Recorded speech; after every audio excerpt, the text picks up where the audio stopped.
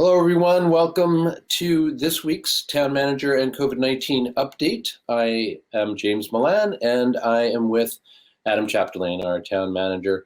Adam, nice suit. Thank you. Thank you. Thanks for dressing up for us. We appreciate it. It's not even a clip-on. So we'll start always with COVID-19. And what can you tell us? So I will tell you, we had a little bit of a spike in cases over this past weekend, though it seemed to flatten out again this week. Not exactly sure what's driving that. I know the health department was a little concerned about that. More broadly, I know we're all seeing in the news, both in the state and nationally, numbers are going down, but we're also simultaneously reading that continued concern about the spread of variants and what that might do for an additional spike. So I'm going to continue to repeat myself and say, I think we should continue to follow all existing protocols. Mask up, wash your hands, avoid gatherings. We're not going to be moving to restrict further than what the governor has announced, though I'm not fully sure that I agree with the governor's move. So I continue to urge caution for people in the community to try to keep themselves and their loved ones safe. In terms of vaccinations, we had a very successful second dose vaccine clinic yesterday operated by our Health and Human Services Department. And I have to say, I was moved to tears receiving an email from a resident who went to the clinic, and then looking at the pictures, folks who came to the clinic, these are all 75-plus-year-old folks, helped into the facility by Arlington police officers, some in wheelchairs, some with walkers, music being played to provide a calming sense to the folks there. And then through a combination of assistance from Trader Joe's and Food Link, everybody who came to get vaccinated went home with flowers. And for this group of people, I'm kind of getting choked up just thinking about it. Christine Bargiano told me some of these folks, they know exactly how many times they've left their house in the past year because of how infrequent it's been. And getting that second dose was so meaningful to them. So in this chaos and in the frustration over the availability of doses, there are bright spots, and I think yesterday was one of those bright spots. More broadly, I think there's other big news. The governor announcing yesterday that teachers as of March 11th would be eligible to sign up for vaccination appointments. CVS already allowing teachers to sign up for vaccination appointments. I think that's good news and challenging news.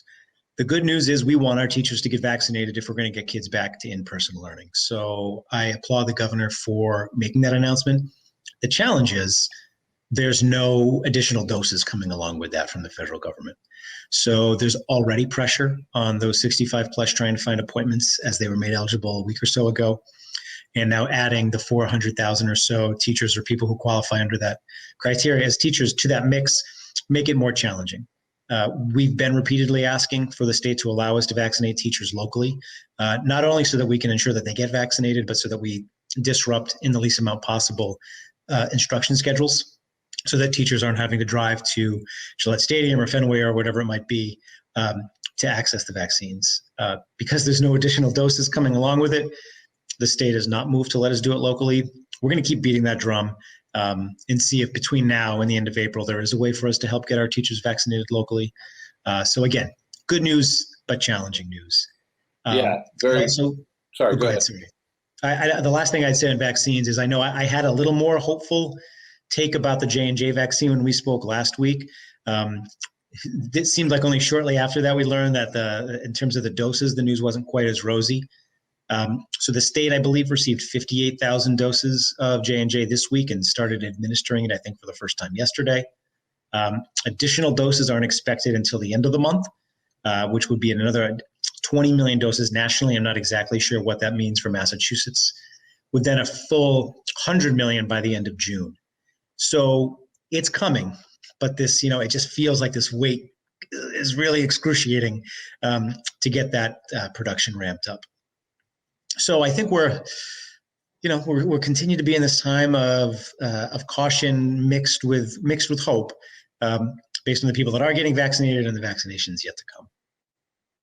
Yep, had a little dose of what you're talking about in our household yesterday as my 85-year-old mother got her second vaccination and is doing really well, 24 hours after that. So yeah, that giddiness, that sense that must have picked up from the footage from the clinic yesterday, and the significance for those people who were getting out of their houses, on a very rare occasion for such a great reason.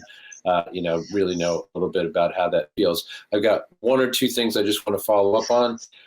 One is the idea that CVS is a source for for teachers to be able to get vaccinations.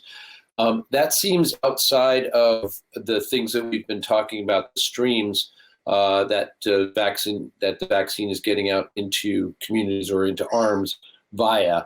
So you've talked about, the frustration here of not having more vaccine ourselves to be able to administer ourselves because we are ready to do so. And then also about these mega sites that, is where most of those are being channeled. Is CVS in fact an effective outlet? Will a significant number of Arlington teachers or teachers in general be able to get vaccinated via these pharmacies, or is that just another trickle and as you said, adding to the challenge of too many people needing to be in line for too few vaccines? So I think sticking with the theme of good, bad, or challenging, my loose understanding is that CVS and other large pharmacies are getting direct vaccine doses from the federal government. It's not coming through the state, although I do know that some CVS in some states have a quasi-federal and state partnership. So I think the good is that this CVS is getting additional doses beyond what the state is receiving on a weekly basis, which enhances vaccination capacity in the state, which is a good thing. I think the challenge is it's a little choppy in terms of which locations are doing the vaccinations. I do think the most hard-hit communities seem to have a presence of a CVS that are doing vaccinations, so that's a good thing as well. And I'll add, my own mother got her first shot at a CVS in New Bedford yesterday, and she reported that it was incredibly easy. People were very friendly. She came in. I think her appointment was at 10:15. She was vaccinated by 10:05 and out the door by 10:20 after the 15-minute waiting period. Wow. So they do seem to be managing it, anecdotally, but seem to be managing it in a professional manner. I think the challenge is, even in the best case scenario, they're not the high volume provider that either a mass vaccination site or even a local vaccination site at Arlington High School could be. We're set up to be able to do hundreds of people a day, maybe even maxing out at 750 or 1,000 people a day when we're up and running. The pharmacies just aren't that large. I mean, they can produce and they can vaccinate at a significant rate, but not at the same rate as a larger site can do. So I think at this point, I would say that within the understanding of this imperfect system that we have, having CVS be present, have access to doses, and what seems to be a fairly accessible online system seems to be helping, those who have the ability to navigate the system. It seems to be helping people get vaccinated. All right. Thank you very much for that. And we've had a big dose, so to speak, of COVID and vaccine here. And legitimately so, of course. We've got just a few other topics to try and hit on very quickly. So let's get to that. I wanted to ask you about the Arlington, the fact that we are now in March. Community Read happens every year here in March. This year's Community Read is where Black kids in the cafeteria sing together. Have talked to Julian Harvey from Diversity, Equity, Inclusion Director, and then also to the library. Would love to get your take, though, on this book and on the effort in general. So yeah, I guess I would say that I just wanted to mention that March is Arlington Reads Together month. The Community Read is, as you said, Why Are All the Black Kids Sitting Together in the Cafeteria by Beverly Tatum. And I think more than anything, it's just important to acknowledge that in order for us to make progress on racial equity, we have to keep talking about it. And we can't just talk about it in boardrooms or committee rooms or in very formal settings. We have to work hard to normalize the issues of race that are our history as a nation and find ways to make people who are uncomfortable having those conversations become comfortable.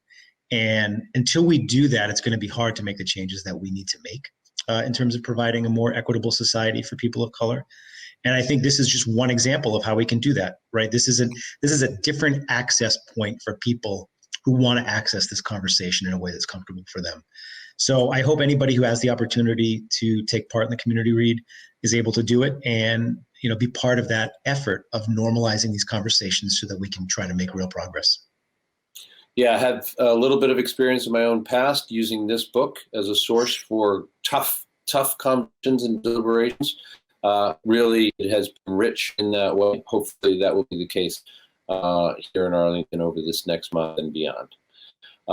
Okay, let me also ask you, I as a member of a household that's been 100%, signed up for the 100% renewable offer, for electricity some time back now, am curious about and interested in the fact that there's a push now to expand further the numbers of folks like ourselves who are doing it at 50% or 100%. Tell us about why that is and what's happening with Arlington Community Electricity.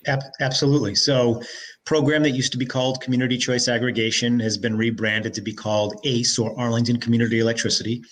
This is the program that all people are opted into or default opted into, where you're getting your electricity from a competitive third-party provider and you're getting 11% more renewable energy than the grid. However, you also have the option to buy up to 50% more or 100% more renewable energy than what the grid would be providing you. So far, we have 750 households in Arlington that have opted up to either 50 or 100%. And we've set a goal of trying to get up to 1,500 households getting up, either opting to 50% or 100%. So I just wanted to make mention of the campaign. If you go to the town's website, you'll be able to find access to it. And we just really, the benefit is more clean energy in Arlington, and trying to continue to do our part and do more of our part of greening the use of electricity in Arlington. All right, thanks very much. Very last thing, Adam, with just a couple of minutes, wanted just to ask you about the status of where things stand with an Arlington Police Department officer who was placed on administrative leave a week and a half ago or so, as coming out of an incident where there was there were allegations of excessive force, I believe, and just wanted to get maybe your thoughts or also an update to the extent that you know of where things are. Absolutely. So as it's an ongoing investigation, there's not much I can say, but I will say that this is a matter we're taking very seriously. The chief has hired a third-party investigator to investigate the matter and report findings back to her. We hired an outside investigator simply because of the fact that the captain who would normally be performing internal affairs reviews is retiring this week, so our internal staff capacity was limited, and we didn't want to delay this investigation. I would say I'm eagerly or anxiously awaiting the findings, because again, we're taking this seriously, and depending on what the findings report, there will or won't be actions to take. So we will have more to report on as the investigation continues and concludes, but I think that's the sort of the long and short of what I can report back on now. Okay, thanks. Jam-packed COVID-19 and town manager update for this week. We, as always, appreciate you taking the time. We know you've got other things to do. We'll let you go. I have been speaking to Adam Chapdelaine, our town manager, on a variety of topics, especially COVID-19 and the nation situation. We're glad that you joined us. I'm James Milan on behalf of Adam and ACMi. Thanks for being here. We'll see you next time.